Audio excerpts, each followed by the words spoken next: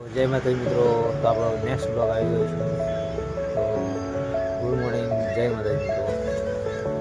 તો આજે આપણે બીજી વાર આપણો મિશન આવી ગયા છે જોઈ લો.